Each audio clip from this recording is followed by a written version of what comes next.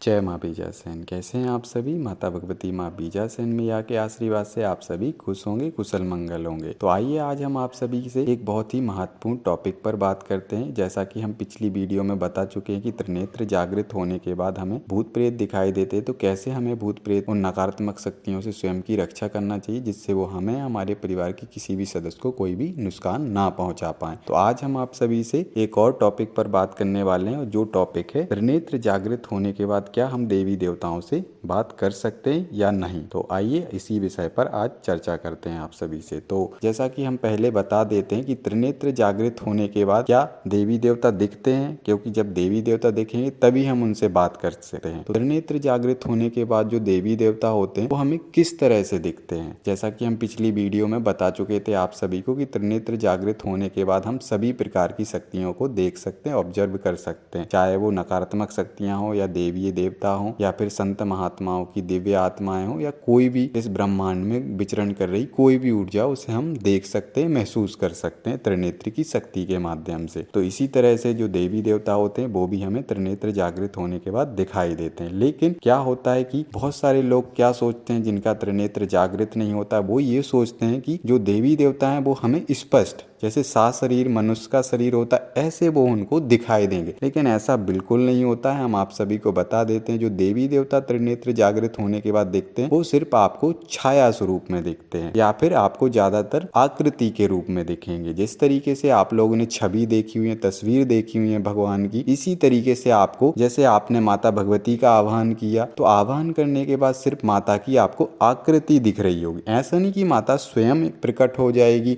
शरीर प्रकट हो जाएगी, ऐसा कुछ नहीं होता है। कई बार ऐसी स्थितियां होती हैं कि आपको सिर्फ आकृति दिख रही होती है, या फिर कई बार ऐसी स्थिति होती है कि आपको माता भगवती का जो छाया स्वरूप होता है वो आपको दिख रहा होता है। तो छाया स्वरूप जो होता है वो आपको हिलते डुलते दिखेगा, लेकिन ऐसा नहीं कि शरीर आपके सामने प्रकट होके और आपसे कहने लग जाएगा बेटा बोलो, क्या प्रश्न है आपका, क्या जानना चाहते हो। तो ऐसा कुछ नहीं होता है। वो आपको छाया स्वरूप में दिखेंगी, जो भी शक्ति का आप आह्वान करेंगे, या फिर सिर्फ आकृति के रूप में दिखेंगी। इसके अलावा आप लोग की जो अवधारणा है, आप लोगों ने जो अपने अंतर मन में सोच प्रकट कर रखी है, या विचार जो अपने अंतर मन में आप लोगों ने सोच रखे हैं कि इस तरीके से त्रिनेत्र जागृत होने के बाद चीजें दिखाई देती होंगी, तो ऐसा कुछ नहीं है। और बाकी की जो चीजें होती हैं, जैसे कि हम पहले बता चुके कि जो भूत प्रेत होते हैं, जो जिस तरीके की अवस्था में भूत प्रेत रहते हैं वो आपको स्पष्ट दिखाई देंगे। वो जिस तरीके की अवस्था में वो नेगेटिव एनर्जी होगी वो आपको उसी वेशभूषा में दिखाई देगी। लेकिन जो देवी देवता होते हैं वो आपको इस तरीके से नहीं दिखाई देते हैं। वो हम जैसा कि बता चुके हैं, वो आपको आकृति या फिर आपको छाया स्वरूप में ही दिखाई देंगे। इसके अलावा और कोई अन्य स्वरूप में नहीं दिखाई देंगे। ऐसा नहीं कि वो आपके सामने प्रकट हो जाएं या सशरीर आ जाएं, या फिर आपके सामने स्पष्ट से आपका हाथ पकड़ लें, या फिर आप उनको पकड़ लें, ऐसा कुछ नहीं है। तो ये आप लोग अपने अंतर मन से अवधारणा निकाल दें। इस तरीके की अगर आप अवस्था पाना चाहते हैं कि सशरीर आपके सामने कोई देवी देवता प्रकट हो जाए, जब तक ईश्वरीय शक्तियां स्वयं नहीं चाहती हैं किसी मनुष्य या किसी व्यक्ति को सशरीर दर्शन देना, जब तक वो व्यक्ति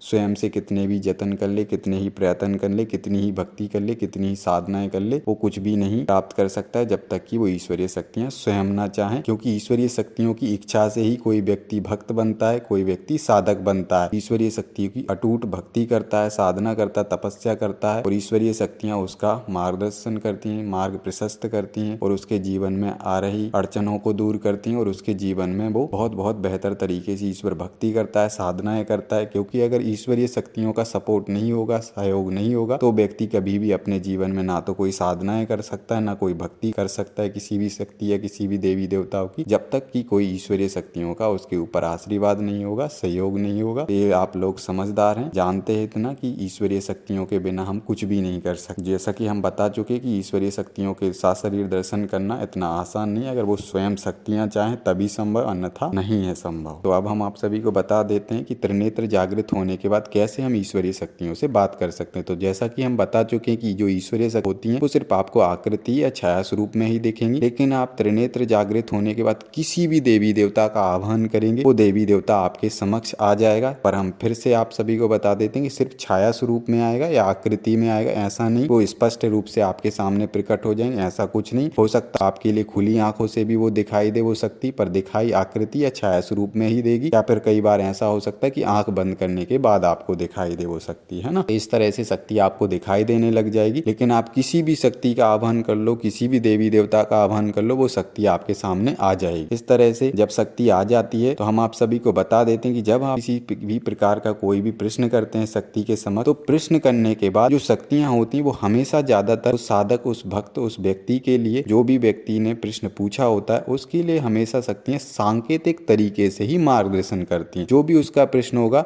उस प्रश्न को सुनने के बाद वो शक्तियां उस साधक, उस भक्त को हमेशा संकेत तरीके से ही मार्गदर्शन करती हैं। कुछ ऐसी महत्वपूर्ण स्थितियां होती हैं जब शक्तियां डायरेक्टली तरीके से उस साधक के लिए आंसर देती हैं, अन्यथा हमेशा वो सांकेतिक तरीके से ही बात करती हैं, सांकेतिक भाषा का ही उपयोग करती हैं, अन्यथा वो और कोई भाषा का उपयोग नहीं करती हैं। वरना आप लोग सोच रहे होंगे कि डायरेक्टली तरीके से, जिस तरीके से मनुष्य बात करते हैं इस तरीके से देवी देवता आपको मार्गदर्शन करेंगे, तो ऐसा नहीं होता है। शक्तियां कुछ महत्वपूर्ण ऐसी स्थितियां होती जब स्पष्ट कुछ शब्द स्पष्ट बोल देती हैं जो आपके लिए समझ में आ जाते हैं, अन्यथा हमेशा शक्तियां सांकेतिक तरीके से ही बात करती हैं, डायरेक्टली तरीके से बात नहीं करती हैं। ऐसे बहुत सारे साधक होते हैं, बहुत सारे भक्त होते हैं जो इस तरीके से उनके अंतर मन में अवस्था होती है, इस तरीके की विचारधारा होती है, अवधारणा होती है। वो लोग ये सोचते हैं कि त्रिनेत्र जागृत होने के बाद हमें साशरीर शक्तियां दिखाई देंगी या साशरीर वो हमारे सामने प्रकट हो जाएंगी। तो ऐसी अवधारणा आप लोग अपने अंतर मन से निकाल दीजिए, ऐसा कुछ नहीं होता है। साथ ही साथ जैसा कि आप लोग सोचते हैं कि देवीय शक्तियां स्पष्ट तरीके से, जिस तरीके से हम मनुष्य बात करते हैं ऐसी बात करेंगी, तो ऐसा भी नहीं होता है। इसके लिए भी जिस तरीके से हम बोल चुके हैं कि बहुत ज्यादा जतन प्रयत्न करने पड़ेंगे, तब जाके वो शक्तियां इस तरीके से स्पष्टीकरण के साथ आपसे बात करती हैं। वो भी कुछ कुछ महत्वपूर्ण परिस्थितियों पे ही बात करती हैं। ऐसा नहीं कि हर एक स्थिति पे आपके लिए वो शक्तियां आके स्पष्ट तौर पर आपको मार्गदर्शन कर दें, स्पष्ट तौर पे आपसे जो मनुष्य भाषा होती, जो हम लोग की भाषा होती, इस तरीके से भाषा उपयोग करके वो आपका गाइडेंस कर दें, मार्गदर्शन कर दें, तो ऐसा नहीं है संभव। हमेशा शक्तियां आपको सांकेतिक भाषा के रूप में ही आपसे बात करेंगी, प्राकृतिक तरीके से आपको जो संकेत होंगे वो देंगी, या फिर आपको कोई ना कोई आपके प्रश्न के अनुसार आपको संकेत मिल जाएगा शक्तियों के द्वारा। बस उन शक्तियों के द्वारा मिले हुए संकेतों को आपको सुलझाना आना चाहिए, समझना आना चाहिए कि जो शक्तियों ने हमें संकेत दिए उस संकेत का हमारा क्या मतलब। अगर आप शक्ति के द्वारा दिए हुए संकेत को सुलझा लोगे तो आपके प्रश्न का आपको उत्तर मिल जाएगा, अन्यथा आपके प्रश्न का उत्तर आप नहीं ढूंढ पाएंगे, नहीं समझ पाएंगे, जब तक कि आप शक्ति के द्वारा मिले संकेत को नहीं सुलझाएंगे। तो ये स्वयं आपके दिमाग के ऊपर निर्भर करता है, आपकी मस्तिष्क की क्षमता के ऊपर निर्भर करता है कि आपकी जो बौद्धिक स्तर है वो कितना हाई लेवल पर है, कि कितना नीचे लेवल पर है। अगर आपका बौद्धिक स्तर सही है तो आप ईश्वरीय शक्तियों के द्वारा मिले संकेतों को अवश्य समझ पाएंगे और आप शक्तियों की भाषा को समझ पाएंगे, जो भी शक्तियां आपसे बात करती हैं। तो इस तरह से आप लोग त्रिनेत्र जागृत होने के बाद शक्तियों से बात कर सकते हैं, शक्तियों को देख सकते हैं, जो भी देवीय शक्तियां होती हैं। और जैसा कि हम बता चुके, कोई भी शक्ति का आप आह्वान करेंगे तो वो शक्ति आपको दिखाई देगी, चाहे वो देवी हो या देवता हो या फिर किसी प्रकार की कोई भी दिव्य आत्मा हो, महापुरुष हो, कोई भी हो, वो आपको दिखाई देंगे, लेकिन छाया स्वरूप और आकृति में ही दिखाई देंगे। लेकिन जो आत्माएं होती हैं वो आपके लिए जिस वेशभूषा में होंगी वो उस वेशभूषा में आपको दिखाई देंगी। लेकिन जो देवी देवता होते हैं वो हमेशा आकृति और छवि के रूप में ही और छाया रूप में ही दिखती हैं। तो जैसा कि अभी हमने ये जानकारी आप सभी को दी है, तो ये जानकारी से आप सभी को बहुत कुछ समझ आया होगा। तो जब तक के लिए आप सभी को जय मां बीजासेन।